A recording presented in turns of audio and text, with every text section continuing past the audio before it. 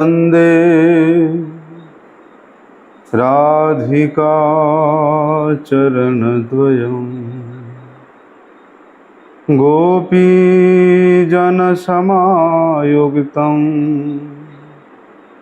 वृन्दावनमनोहरम् वाञ्छाकल्पतरुर्भ्यश्च कृपा सिन्धुभ्यैव च पतितानां पावनेभ्यो वैष्णवेभ्यो नमो नमः। नमो महावदन्याय कृष्णप्रेमप्रदायते कृष्णाय कृष्णचैतन्य नामिने गौरत्रिषे नमः। नमस्ते तुहलग्राम नमस्ते मुसलायुध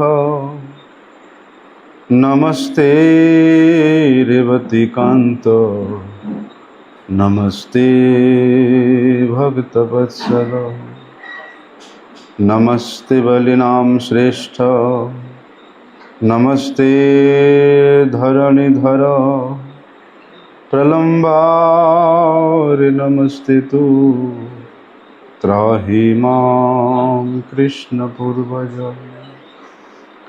भुजे सव्यवेणुं शिरसि शिखिपिच्छं कटितटे दुकुलं नेत्रान्ति सहचरि कटाक्षं च विदधते सदा श्रीमद्वृन्दावनवसति लीला परिचयो जगन्नाथ स्वामी नयनपथगामी भवतु मे। हे कृष्ण करुणा सिंधु दीनबंधु जगत्पते गोपेश गोपिकाकांत राधाकांत नमस्तुते। तप्त कांचन गौरांगी राधे वृंदावनेश्वरी वृषभानुसुते देवी प्रणमामि हरिप्रिये।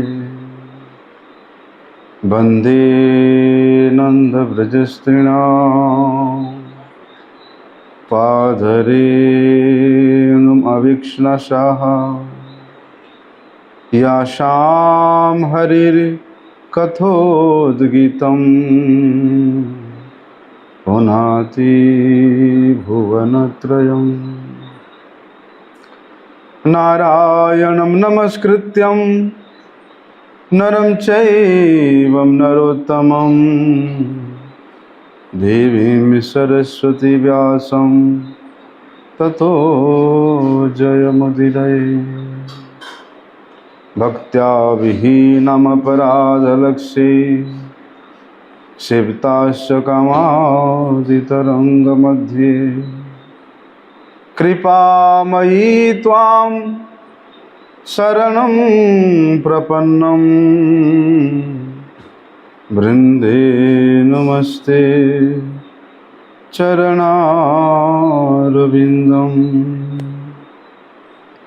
पतितपावन परम करुणामय परम आराध्यतम श्री गुरुपाद पद्म नित्यलीला प्रविष्ट विष्णुपाद परमहंस शिला भक्ति वल्लभ तीर्थ गोस्वामी गुरु महाराज जी के श्री अभय चरण कमल में साष्टांग दंडवत प्रणाम करते हुए उनकी हेतु की कृपा प्रार्थना। परम आराध्यतम शिक्षा गुरुपाद पद्म नित्यलीला प्रविष्ट विष्णुपाद परमहंस शिला भक्ति विज्ञान भारती गोस्वामी महाराज के श्री चरण जुगल में साष्टांग दंडवत प्रणाम करते हुए उनकी हेतु की कृपा प्राप्त।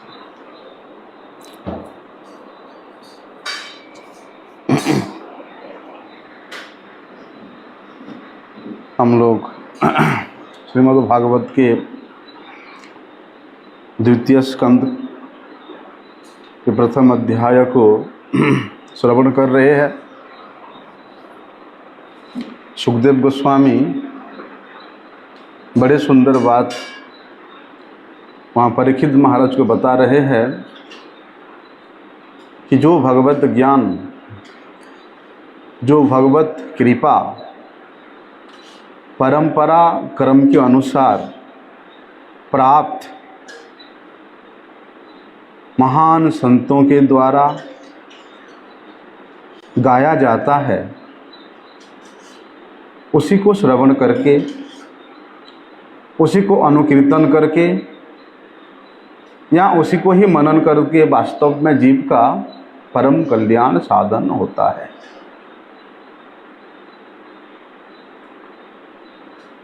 और जहाँ तक सुखदेव गोस्वामी की बात है, सुखदेव गोस्वामी वे भागवत के मर्म को जानते हैं। भागवत क्या वस्तु है, भागवत तत्व क्या है, उसको सुखदेव गोस्वामी अच्छी तरह से जानते हैं। और सौभाग्य क्रम से परीक्षित महाराज को ऐसे भगवत तत्ववेत्ता परम रसिक सुखदेव गोस्वामी जी का वहाँ संग प्राप्त हो रहा है। तो प्रश्न उठ सकता है कि परीक्षित महाराज के उस सत्र में जहाँ पर वे भागीरथी गंगा के तट पर विराजमान है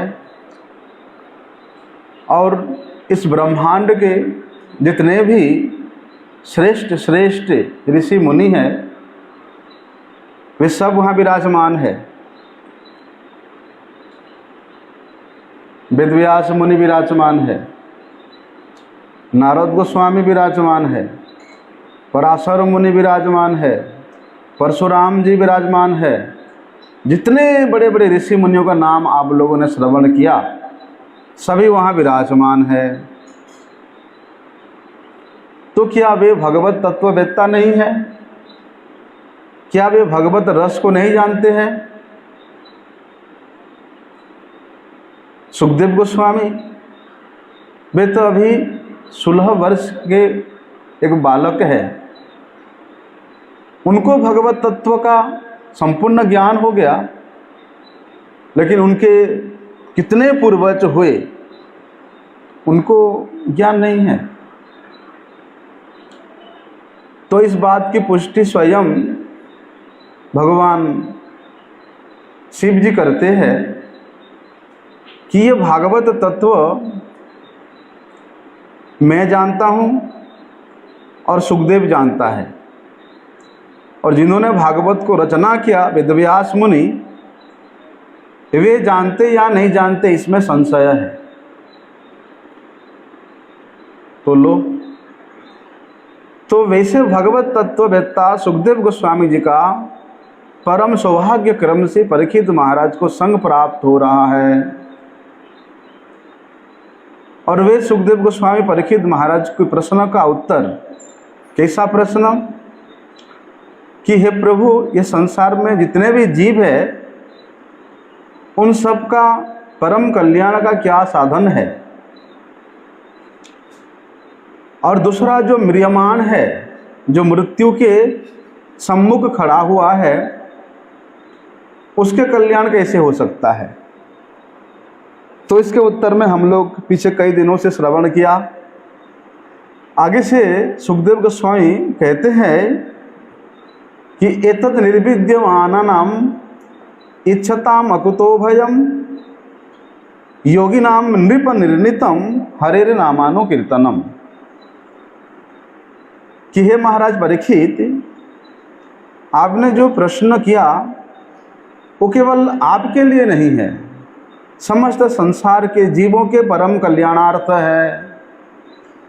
क्योंकि ये संसार में, इस प्रकृति में जो भी जन्म लिया उसका मृत्यु असंभवी है। इसलिए सभी मृत्यु के शैया पर बैठे पड़े हुए हैं। वो बात अलग है कि परीक्षित महाराज का मृत्यु का समय निर्दिष्ट हो चुका है कि वे आज से 7वें दिन में उनका मृत्यु होगा, और किसी जीव का मृत्यु का कोई निर्दिष्ट समय नहीं है कि वे कब मरेगा। तो सभी मृत्यु के शैया पर, मृत्यु के पथ पर सब विराजमान है। तो उन तमाम लोगों का कल्याण कैसे होगा?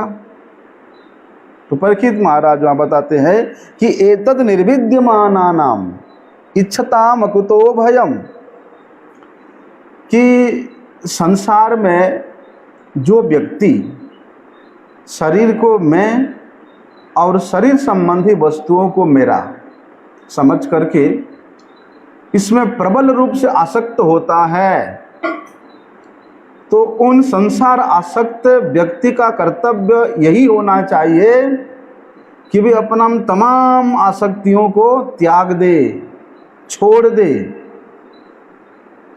क्योंकि जब तक उसका संसार के व्यक्ति वस्तुओं के प्रति आसक्ति रहेगा, तब तक वो कभी भी निर्भय नहीं हो सकता है, भयभीत रहता है। जिसके पास अधिक धन है वो अपने धन को रखने में भी डरता है, कहीं सरकार का, गवर्नमेंट का उसमें कुछ ईडी बोलते हैं ना, ईडी का छापा ना पड़ जाए। बड़े हो रहे हैं आजकल। घर में रखे तो कहीं चोरी करे ना ले जाए, ऐसे कि उसके स्वयं की जो पत्नी है, पुत्र है, उनके प्रति भी विश्वास नहीं है कि इनके सामने अगर मैं वो धन को रखूं, ये लोग उसको इधर उधर खर्चा ना कर दे। धन के प्रति, वस्तुओं के प्रति जितना आसक्त रहेगा उतना वो भयभीत रहेगा। तो वहाँ बताते हैं कि भैया यदि आप संसार में निर्भय होकर के रहना चाहते हो तो ये तमाम आसक्तियों को छोड़ देना। और क्या करना? बोलते हमारे पूर्वाचार्यों ने, भक्ति पथ के जो महाजनगण है, उन्होंने जो निर्णय किया है, क्या निर्णय किया है? हरेर नामानो कीर्तनम, भगवान श्री हरि के नाम का संकीर्तन करना ही जीव का परम और चरम लक्ष्य भी है, और उसका कर्तव्य भी है, और उसका धर्म भी है। हरेर नामानो कीर्तनम, वास्तव में देखा जाता है भगवान के प्रति किस प्रकार आसक्त हुआ जाए, वे आसक्ति को सीखने के लिए, वे आसक्ति का शिक्षा लेने के लिए ही आध्यात्मिक शिक्षा है। लेकिन जब तक आपका संसार के विषय वस्तु के प्रति आसक्ति रहेगा, तब तक भगवान मुक्तिदाता मुकुंद के प्रति आप आसक्त नहीं हो सकते हो। तो भगवान के प्रति आसक्ति को बढ़ाना ही वास्तव में एक आध्यात्मवादी, एक परम मंगलकांक्षी जीव का, व्यक्ति का कर्तव्य होना चाहिए।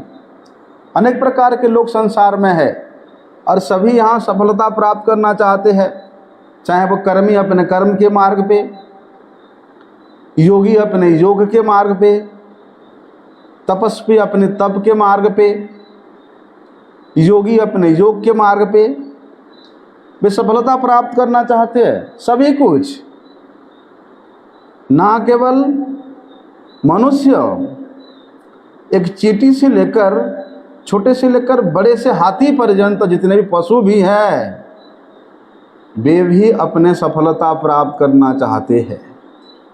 वो अलग चीज़ है कि उनके सफलता का लक्ष्य केवल आहार होता है, आहार, निद्रा, भय और मैथुन होता है। परंतु मनुष्य उन पशुओं से उच्च स्तर के होने के नाते वे उच्च स्तरीय अर्थात सर्वश्रेष्ठ सफलता प्राप्त करना चाहता है। तो उन सर्वश्रेष्ठ सफलता प्राप्त करने के रास्ते पे वर्ण और आश्रम, वर्ण कौन सा? ब्राह्मण, क्षत्रिय, वैश्य और शूद्र, अपने अपने वर्ण के निर्दिष्ट जो कर्म है, जो कि वेदों में वर्णित है, उन कर्मों को करके या उन वेद विहित नियम में बंद करके वास्तविक कर्मी कर्म करते करते वे सफलता प्राप्त करना चाहता है। उस कर्मी का सफलता का मतलब यह नहीं है कि वो भगवत पाद पद्म को प्राप्त करे, वे कर्म के जितने उच्च स्तर तक पहुंच सके। और एक कर्मी के लिए सबसे उच्च स्तर क्या हो सकता है? ज़्यादा से ज़्यादा स्वर्ग तक हो सकता है। यदि वे धर्म के मार्ग पर चल रहा है तो दान करेगा, पुण्य करेगा, फलस्वरूप उसको स्वर्ग की प्राप्ति हो सकता है। उसी प्रकार जो योगी पुरुष है उसका कहाँ तक लक्ष्य है? बोलते हैं वे अपनी योग साधना के द्वारा प्रत्येक जीव के हृदय में जो परमात्मा स्वरूप भगवान अंतर्यामी रूप में स्थित है,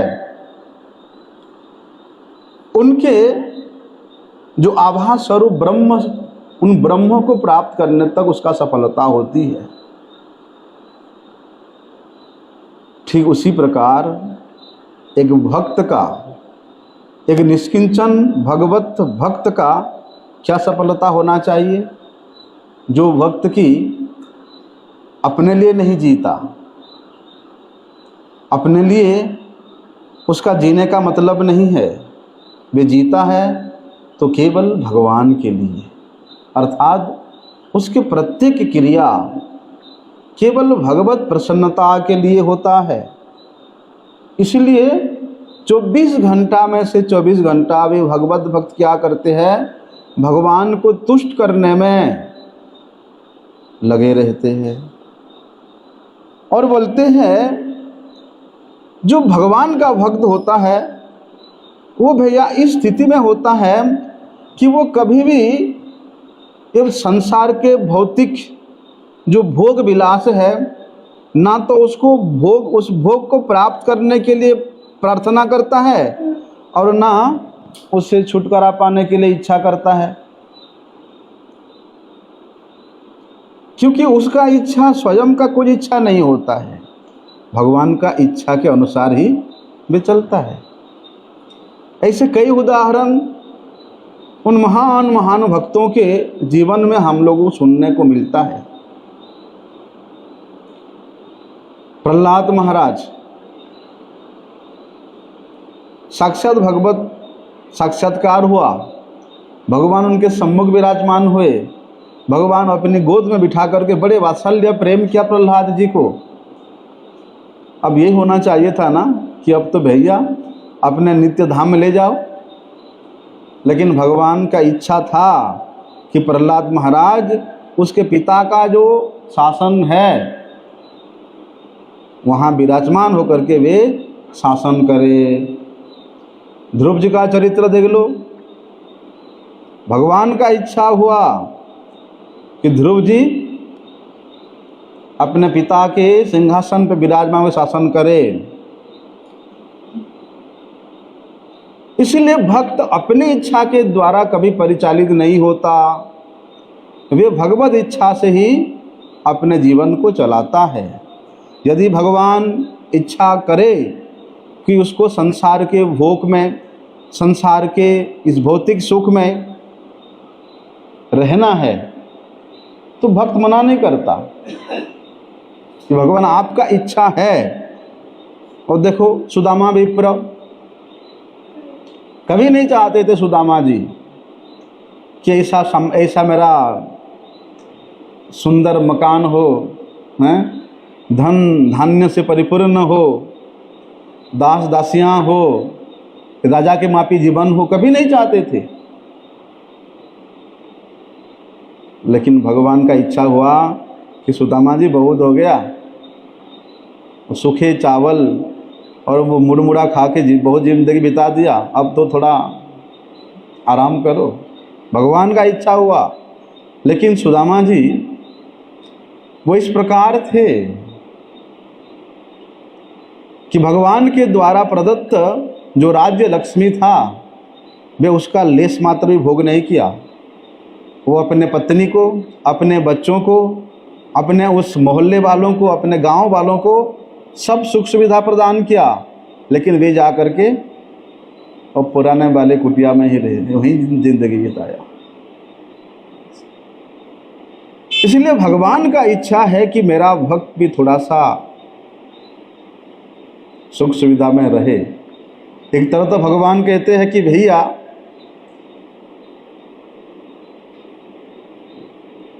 जो मेरा आशा करता है, जो मेरा भजना करता है, मैं उसका सर्वस्व लूट लेता हूँ। ऐसे कि उसको उस रास्ते के भिखारी होने को मजबूर कर देता हूँ। आज देखो ब्रज में इतने महान महान संत हैं, किसी दिन वे करोड़पति थे, करोड़पति थे किसी दिन, यहाँ गोवर्धन में देख लो। लेकिन भगवान का भजन करने के लिए सब छोड़ के आए। कोई ब्रजवासी के घर में 2 सूखे रोटी का टुकड़ा मिल जाए, उसी से अपना जीवन व्यतीत कर देते हैं। करो में गेहम पतिगेहहीनम, उसको अपने घर से, अपने परिवार से विच्युत करके उसको मैं रास्ता का भिखारी बना देता हूँ। लेकिन भक्त भी बड़े चतुर है। जानता हूँ कन्हैया तेरा क्या नियम है, वो छोड़ता नहीं। वो क्या भगवान का वाणी है, जे करे अमार आस तार करी सर्वनाश, तबो ना छाड़े आस तबे करी भई दासेर दास। उसको इतना परीक्षा लेने के बाद, उतना कष्ट देने के बावजूद भी यदि वे मेरा भजन करना नहीं छोड़ता, मेरा सेवा करना नहीं छोड़ता, फिर मैं उसको अपना लेता हूँ, मैं उसके दास के दास हो जाता हूँ। ये भगवद वाणी है। और भगवान का भक्त प्रार्थना करता है कि हे भगवान,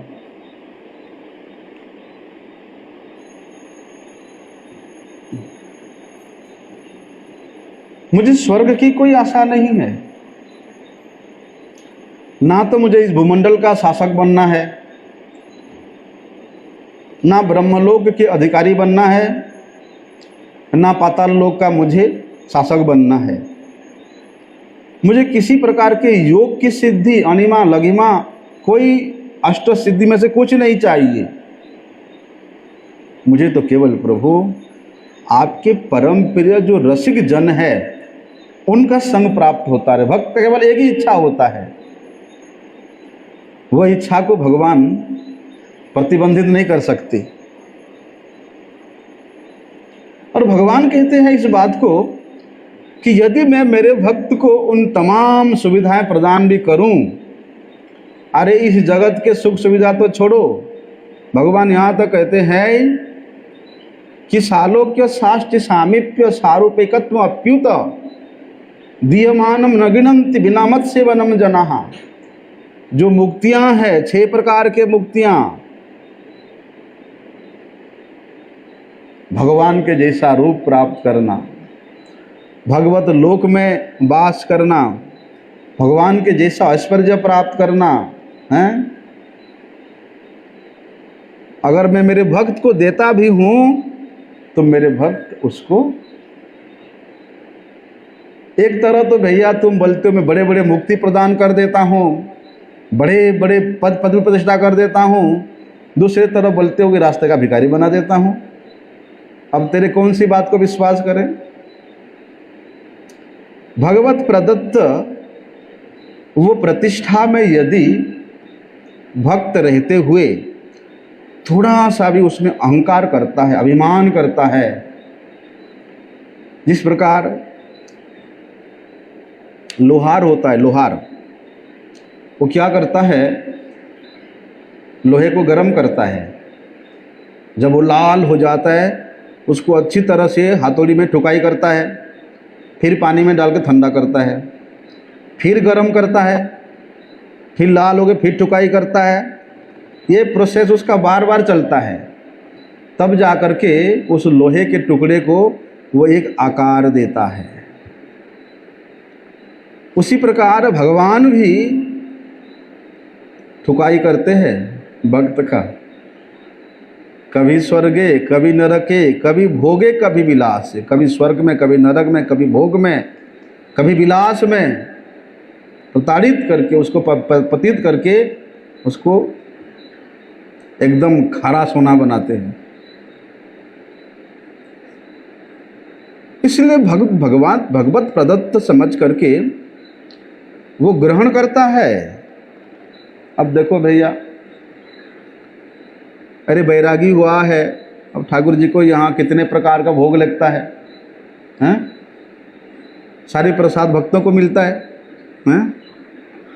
संसार के लोग बोलेंगे देखो बैरागी बाबा हुआ है और कितना कुछ खा रहा है, लोगों की दृष्टि से। लेकिन भगवान क्या कहते, अनन्य चिंतयन्तो मां योजना पर जुपासते तेषां नित्य वियुक्तानां योगक्षेम। मेरे भक्त अपने स्वयं के सुख सुविधा के लिए थोड़ा भी प्रयास नहीं करता। क्यों? क्योंकि उसके लिए उसके पास समझ ही नहीं है। वो नित्य निरंतर मेरा ही अनन्य चिंता करने के कारण उसका चिंता मैं करता हूँ कि उसको क्या मिले कि ना मिले। लेकिन भगवान कहते मैं मेरे भक्त को वो वस्तु नहीं देता हूँ जिससे उसका परमार्थ खराब हो जाए, उसका जीवन व्यर्थ हो जाए, हैं? भगवान बोलते मैं मूर्ख नहीं हूँ कि वो सारी भोग विलास के वस्तु भक्त को दे दूँ और मेरे भक्त मेरे से विमुख हो जाए, या वो अपने वास्तविक लक्ष्य से विच्युत हो जाए। हैं? आमी विज्ञ केनो ताके मुक्ति आमी दिबू, मैं विज्ञ हूँ, मूर्ख नहीं हूँ। इसलिए ये मुक्ति रूप जो पिशाची है उसको मैं मेरे भक्त को क्यों प्रदान करूं? भगवान तो केवल परीक्षा लेते हैं कि ले ले भैया ले ले,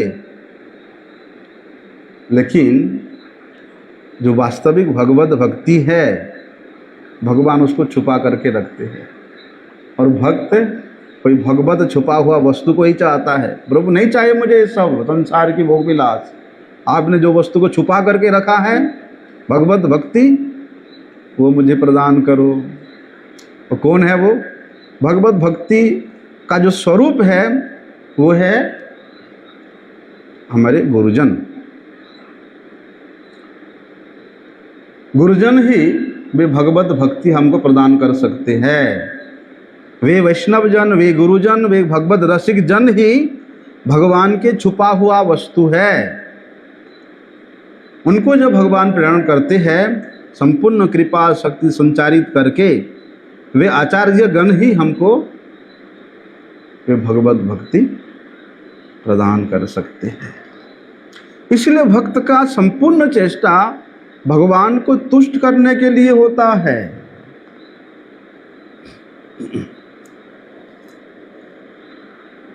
ऐसा। और जहाँ तक ऐसा शुद्ध भक्त की बात है कि वे तो भैया आत्माराम स्वरूप होते हैं, आत्मतुष्ट होते हैं। भगवत सेवा में, भगवत सान्निध्य में, भगवत नाम में उनको जितनी तुष्टि मिलती है, जितना रस की प्राप्ति होती है, वो रस के सम्मुख इस जगत का रस अति तुच्छ लगता है, अति तुच्छ वस्तु है। इसलिए वे श्रेष्ठ रस के महासमुद्र में अवगाहन करने के कारण भक्त गणों का कभी कल्पना भी नहीं होता, वे सपने में भी नहीं सोचते कि मुझे यहाँ थोड़ा सा सम्मान मिले, प्रतिष्ठा मिले, हैं, सुख मिले, सुविधा मिले, कोई ध्यान ही नहीं है। क्योंकि वे आत्मतुष्ट है। वे आत्मारामस्य मुना जो निर्ग्रंथ आपी उरुक्रमे, उनके उन तमाम ग्रंथि छिन्न भिन्न होकर के उन ग्रंथियों का जो स्रोत है, उन ग्रंथियों का जो अभिमुख है, वो उरुक्रम भगवान के पाद पद्मों की ओर मुड़ चुका है। वहाँ से जो मुड़ गया, वहाँ से वापिस आना। जिस प्रकार भगवत धाम को प्राप्त व्यक्ति यगत्वा न निवर्तन्ते तद्धाम परमं मम, भगवत धाम को प्राप्त व्यक्ति को दोबारा ये संसार में आकर के जन्म मरण के चक्र में पड़ना नहीं पड़ता। उसी प्रकार भगवत पाद पद्म की ओर जिसका चित्त वृत्ति मोड़ गया है, जिसके आत्मा की वृत्ति अनवरत रूप से वहाँ प्रवाहित होने लग गया है, फिर वहाँ से वो मोड़ करके आने का कोई चांस ही नहीं है। इसलिए एतद् निर्विद्यमानानाम इच्छताम अकुतो भयम योगिनाम नृपनिर्णितम हरेर नामानुकीर्तनम। तो वहाँ सुखदेव गोस्वामी बोलते हैं, परीक्षित महाराज, सबसे श्रेष्ठ उपाय तो यही है हरेर नामानुकीर्तनम, भगवान श्री हरि के नामों का कीर्तन करना ही सबसे श्रेष्ठ साधन है, मंगल का सबसे श्रेष्ठ उपाय है। लेकिन उसका विधि बताया है कैसे करना चाहिए। बल्कि सभी प्रकार के अपराधों से और विशेष रूप से जो 10 प्रकार के नामापराध महाजन गणों ने निर्दिष्ट किया है, बल्कि उन नामापराधों से वर्जित होकर के अर्थात उससे मुक्त होकर के कीर्तन करना चाहिए।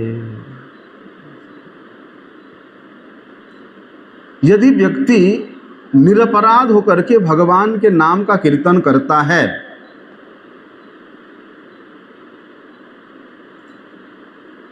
तो सबसे पहले यहाँ भगवान के कथा का श्रवण करता है श्रद्धायुक्त होकर के, तो सबसे पहला उसको अनुभव क्या होगा, भगवान के जो दिव्य रूप है, कैसा रूप कि अचिंत्य श्याम सुंदरम रूपम, भगवान के जो श्याम सुंदर स्वरूप है उसका अनुभव होता है, उस रूप का झलक उसके हृदय में प्रतिभाद होता है, दिखाई देता है, प्रतिफलित होता है। इसलिए पहले अपने हृदय में वो भगवान के वे स्वरूप का, वे रूप का दर्शन करता है, फिर वे नाम के प्रभाव से वो जिसको भी देखता है उसके हृदय में भगवत स्वरूप दिखाई देता है।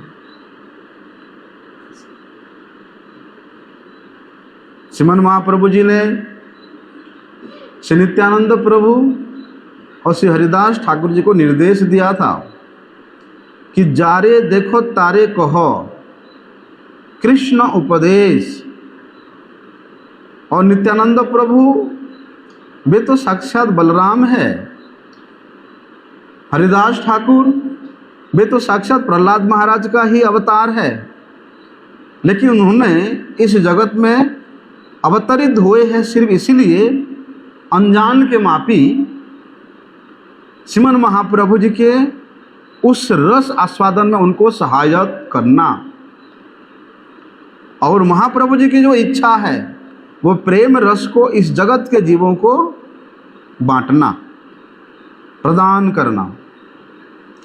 इसलिए उन्होंने वहाँ निर्देश दिया कि किस प्रकार से तुम लोग प्रत्येक घर घर में जाके, द्वार द्वार में जाके, गांव गांव में जाके प्रत्येक व्यक्ति को ये श्री कृष्ण का शिक्षा देना। कौन शिक्षा दे सकता है? बोलते जो पंडित है। पंडित किसको कहते हैं? स्वयं भगवान बताते हैं कि पंडितः समदर्शिना सुनि चैव सपाके च पंडितः समदर्शिना। जो मनुष्य में, पशुओं में, कीट में, पतंग में, प्रकृति के प्रत्येक जीव में जो भगवान का दर्शन करता है, वास्तव में वही पंडित है। और ऐसे भगवत अनुभूति प्राप्त पंडित जन ही वे दूसरे को कृष्ण नाम बुला सकते हैं, वे दूसरे को कृष्ण की मंत्र प्रदान कर सकते हैं, वे हरिनाम प्रदान कर सकते हैं।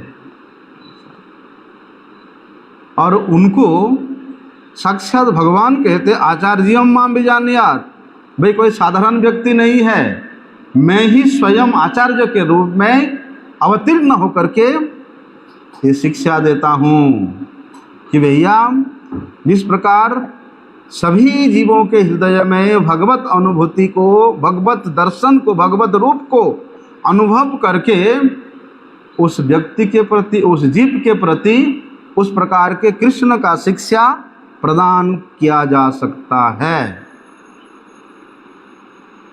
हृदय में द्वेष का भाव रख करके, प्रतिष्ठा का लालसा रख करके, अभिमान के पर्वत को अपने सिर पे उठा करके जो व्यक्ति सोचता है कि मैं बड़ा प्रचारक हूँ, मैं बड़ा आचार्य हूँ, वो कभी भी किसी को भगवत नाम का शिक्षा, भगवत रूप का अनुभव नहीं करा सकता है।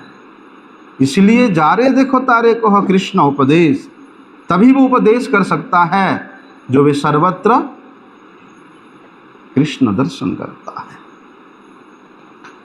इसलिए वहाँ पर सबसे पहले निरपराध यदि कोई भगवान के नाम का कीर्तन करता है या कोई रसिक भगवत भक्त के मुख से भगवत कथा को श्रवण करता है तो सबसे पहले उसके भगवान के रूप का अनुभव होता है। क्योंकि हमारे इंद्रियों का इतना ऐसे अपटुता है कि संसार के जितने भी आकर्षण करने वाले वस्तु को वो देखता है इन आँखों से, उसके प्रति आकर्षित होता है। इसको हमारे इंद्रियों की अपटुता कहा जाता है कि उसका स्वभाव है, जो भी संसार में अच्छा वस्तु देखेगा, अच्छा स्त्री देखेगा, अच्छा पुरुष देखेगा, उसका आँख वहीं आकर्षित होगा ही होगा। एक बड़े पहलवान थे धनुर्दास नाम से, ऐसा पहलवान कि दूसरे बड़े बड़े देशों की राजा लोग भी उसका पहलवानी देखने के लिए आते थे।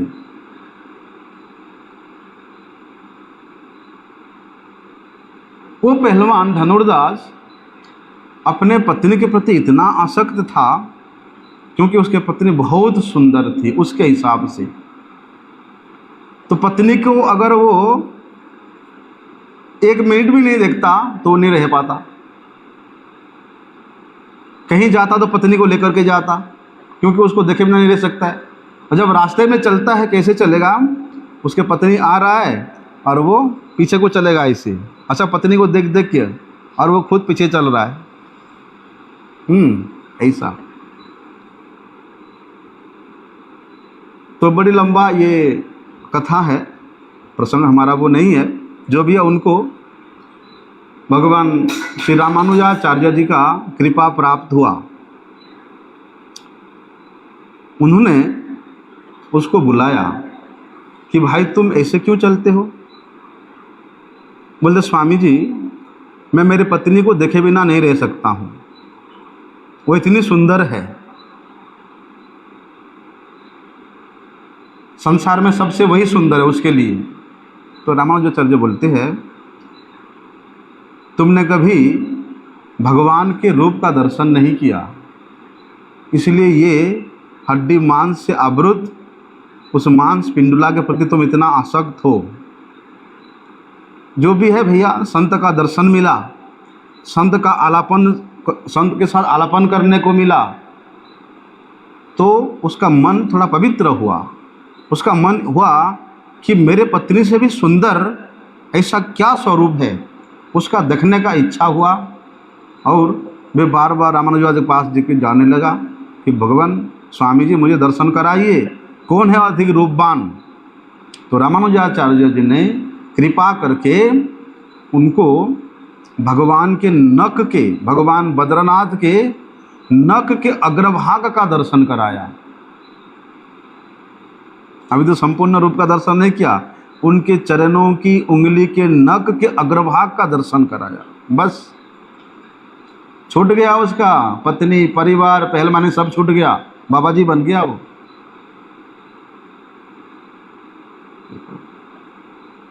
इसलिए रूप, भगवत रूप यदि एक बार वे भक्त दर्शन कर लेता है या अनुभव कर लेता है, और सुखदेव गोस्वामी जिस प्रकार से हमारे महाजनों ने, हमारे गुरुजनों ने, हमारे गोस्वामी गुरुओं ने जिस प्रकार से भगवान के रूप का वर्णन किया,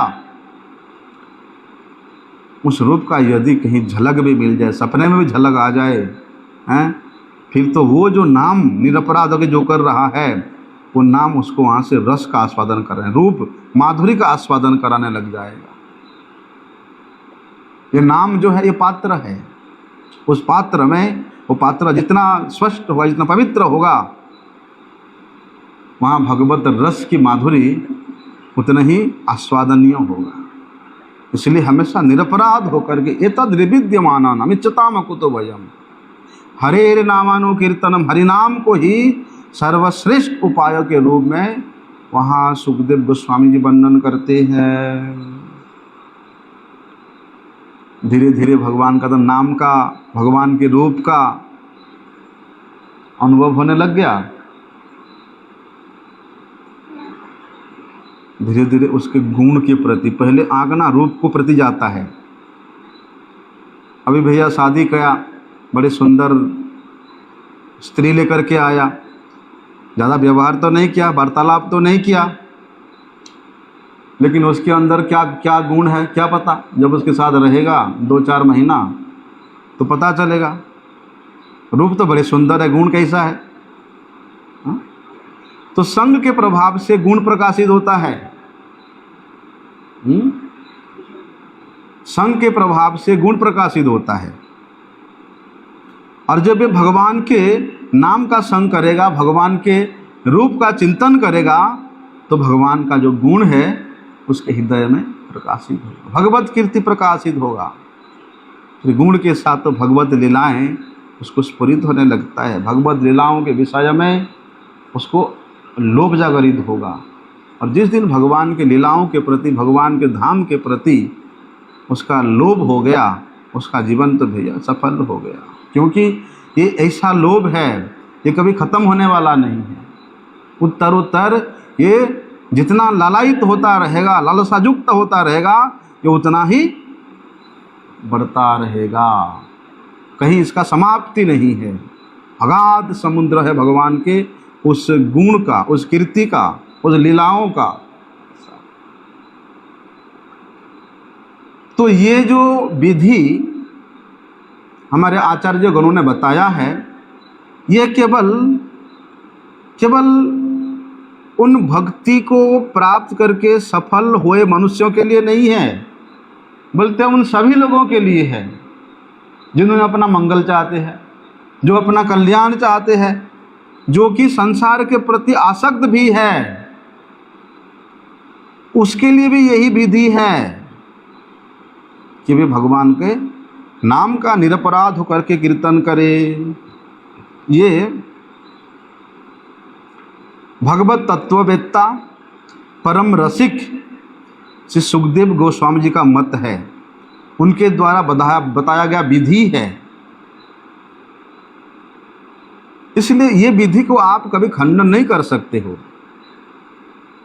और सुखदेव गोस्वामी उस परंपरा क्रम से जो विधि भागवत के रूप में हम लोगों को बताया, हमारे गुरुजनों ने भी ठीक उसी विधि का पदांकानुसरण करते हुए हमें भी उसी विधि का ही शिक्षा प्रदान किया। इसलिए गुरुजनों के द्वारा बताया हुआ विधि को छोड़ करके कोई व्यक्ति अपनी मन मर्जी कोई नया विधि बनाए, कोई नया साधन का तरीका बनाए, कोई नया पद बनाए, उससे कल्याण कभी नहीं हो सकता है। महाजन जेन गतोष पंथा, महाजनगण अर्थात उन श्रेष्ठ भगवत भक्ति के जो महाजन हुए हैं, धनी हुए हैं, उन्होंने जिस पथ का हम लोगों को प्रदर्शन किया, जिस मत का हमें दिखाया, बोलते उसी विधि के अनुसार चलना ही एक वास्तविक मंगलाकांक्षी साधक का परम कर्तव्य है। और कोई प्रमाण देने की जरूरत नहीं है। सुखदेव गोस्वामी ने उसका ठप्पा लगा दिया, मतलब ये प्रमाण है। और श्रीमद् महाप्रभु जी भी श्रीमद् भागवत में वर्णित जो प्रमाण है उसको सर्वश्रेष्ठ प्रमाण के रूप में स्वीकार किया है कि श्रीमद् भागवतम प्रमाणम अमलम प्रेम पुमार्थ महान। भगवत प्रेम प्राप्त करने के लिए, भगवत धाम प्राप्त करने के लिए जितने भी विधि अनेक शास्त्रों में वर्णन है, उन तमाम विधियों का निचोड़ जो है श्रीमद् भागवत में वर्णन है।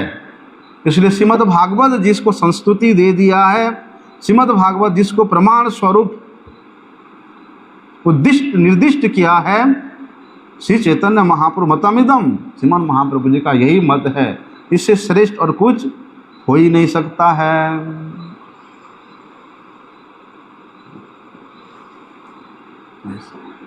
इसलिए जीव गोस्वामी जी ने हम लोगों को षड संदर्भ में से जो भगवत संदर्भ है उसमें निर्देश दिया है कि भैया यदि आप सिद्धि प्राप्त करना चाहते हो तो ये तमाम अपराधों से अपने आप को दूर रख करके उच्च स्वर से हरिनाम कीर्तन करना है। लेकिन पद्म पुराण हम लोगों को इंगित वहाँ सावधान कर दिया है कि भैया ये अपराध से वर्जित होकर के करना पड़ेगा, तब जा कर के। जिस प्रकार हाथी अगर कोई सरोवर देखता है तो घुस जाता है उसमें, घंटों स्नान करता है, जब तक उसको तृप्ति ना मिले तब तक वो जल में विहार करता रहता है। लेकिन जैसे ही वहाँ से बाहर आता है, जलाशय से बाहर आते ही बाहर का धूल मिट्टी अपने सूंड में उठा करके फिर डाल देता है। उसका स्नान करने का कोई वहाँ विशेष महत्व नहीं रहा। उसी प्रकार यदि आप भले ही 64 माला करते हो हैं, उससे अधिक भी करते हो, लेकिन अपराध से युक्त होकर करते हो तो उसका भी कोई विशेष महात्म्य नहीं है। भले ही आप कम करो लेकिन अपराध से वर्जित होकर के करो। हमारे गुरुजी हमेशा कहते थे कि भैया क्वांटिटी के पीछे मत भागो, क्वालिटी देखो। क्वालिटी बेस्ट है। इसलिए क्या करना चाहिए, जब कोई जीव वास्तविक रूप से देखा जाता है कि वो भगवान के शरण में जाता है, उसका स्वयं कितना समर्थ नहीं है कि भगवान के शरण में जा सके। यदि सौभाग्य क्रम से उसको किसी संत का कृपा प्राप्त हो जाता है या थोड़ा सा उसको आत्मज्ञान होती है तो वे भगवान के शरण में जाता है। और शरण में जाने से ये देखा जाता है कि उसके मन में जितना भी पाप कर्म का प्रभाव है धीरे धीरे वो उस खत्म ही हो जाता है। क्योंकि भगवत पाद पद्मों का शरण ही वो ऐसा स्थान है जहाँ जिस चरण के छाया में रहने से किसी प्रकार का कोई भय नहीं है, किसी प्रकार का कोई शोक नहीं है, किसी प्रकार का कोई चिंता नहीं है। और वहाँ तो भैया अमृत सदृश, अमृत के स्वरूप है वो भगवत पाद पद्म का छाया। उसके शरण में जाने के बाद जब कोई भय नहीं रहता है तो फिर आसक्ति क्या रहेगा। जब आसक्ति नहीं रहेगा तो फिर पाप कर्म करने की कोई तुक ही नहीं बनता। जी पाप कर्म क्यों करता, आसक्त के कारण करता है, अपने लिए या अपने परिवारीजनों के लिए, तभी वो पाप कर्म करता है। आप लोगों ने रत्नाकर का नाम सुना होगा, दस्यु रत्नाकर, बड़ा लुटेरा था वो। उस पथ में छिप के रहता था, जो भी आता उसको पकड़ लेता था या मार देता था उसके पास जो कुछ होता सब लूट के ले जाता था। अब नारद जी का उसके प्रति कृपा वर्षण हुआ। नारद जी एक पथिक के रूप में आए, रत्नाकर देखते ही बांध लिया, लूटना प्रारंभ किया, बांध लिया। नारद जी पूछते हैं, तुम जो पाप कर्म कर रहे हो किसके लिए कर रहे हो? लोगों को मार रहे हो, लूट रहे हो, किसके लिए कर रहे हो? इसी से तो मेरा परिवार पलता है, घर में मेरे माता है, पिता है, पत्नी है, बच्चे हैं, इसी से मेरा परिवार पलता है, तो मैं उनके लिए कर रहा हूँ।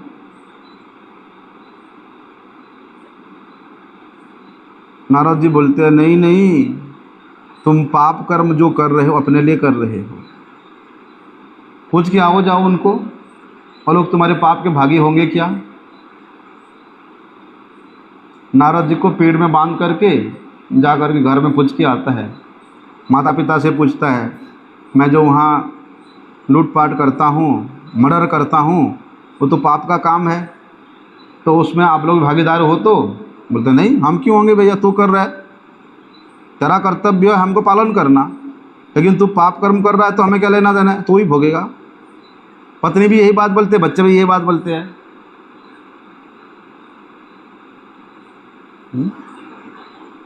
छोड़ दिया, उसी दिन भूल गया, दोबारा वापस भी नहीं गया, बाबा जी बन गया।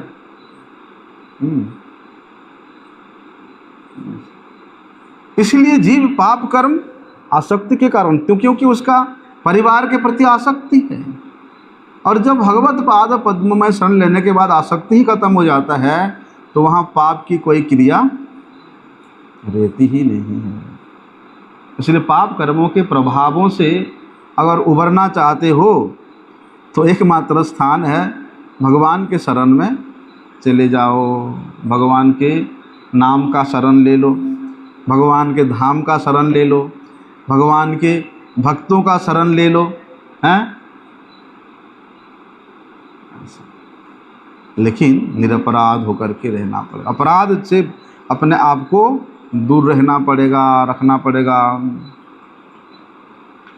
लेकिन भैया यदि कोई व्यक्ति हरिनाम तो करता है और अपराध भी करता है, कई बार हम लोगों को पता नहीं होता कि नाम अपराध बोलते क्या है, हैं? बोलते नाम अपराध से युक्त होकर के यदि आप नाम करोगे तो आपको कोई नहीं बचा सकता, हैं? इसलिए पद्म पुराण हम लोगों को बताया है कि वो नाम अपराध क्या है।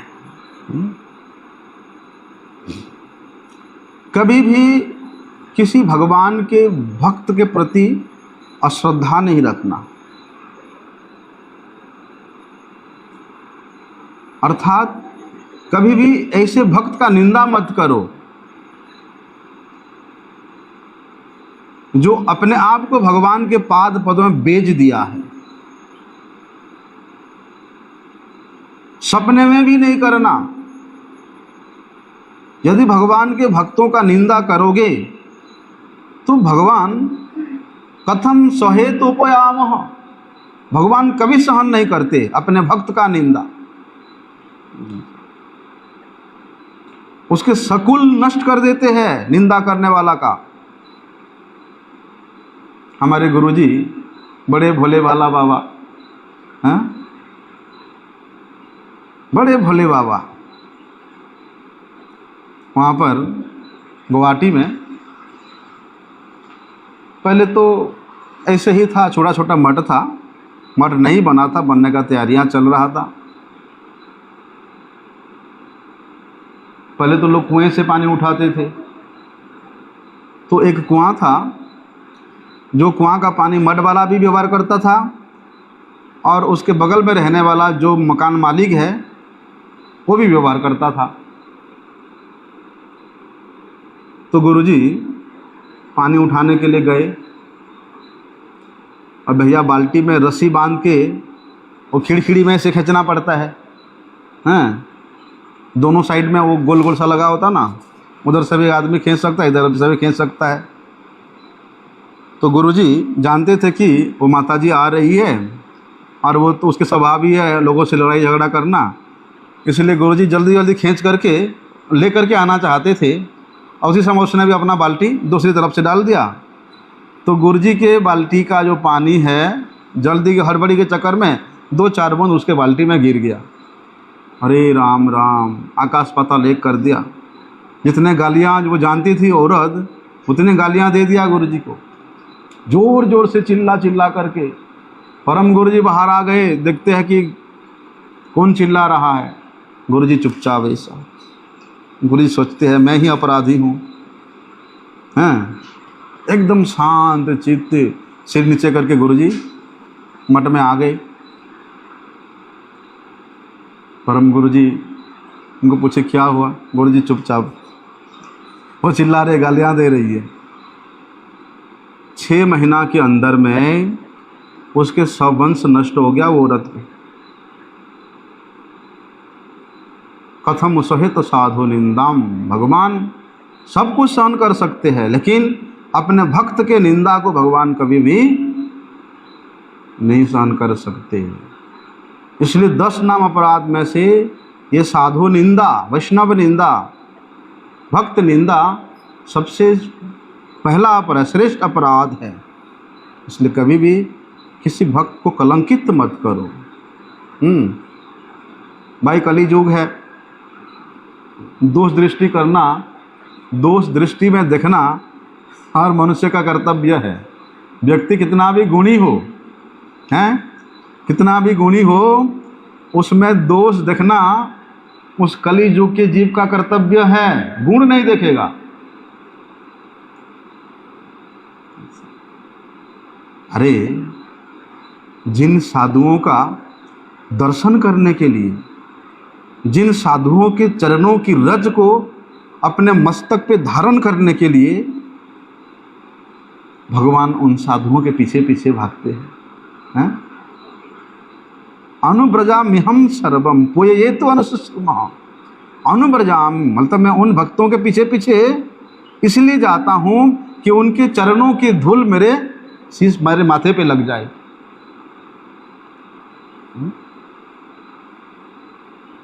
ऐसे संतों का निंदा, ऐसे भक्तों का निंदा क्या भगवान सहन कर सकते हैं? इसलिए यदि आप अपना कल्याण चाहते हो, कभी भी किसी संत का, किसी भक्त का ना तो अपराध सुनना ना ही करना। और ऐसे संत जो आपको सर्वश्रेष्ठ शिक्षा प्रदान किए हैं, उनका यदि कहीं निंदा भी हो रहा है, या तो निंदुक करने वाले की जीवा का काट दो, या उस स्थान को छोड़ करके वहां से चले जाओ।